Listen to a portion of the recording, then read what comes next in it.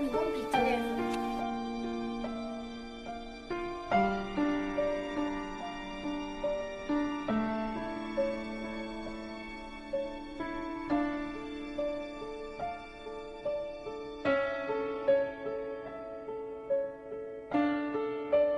Mamma, per Natale mi ha accattato il telefono nuovo.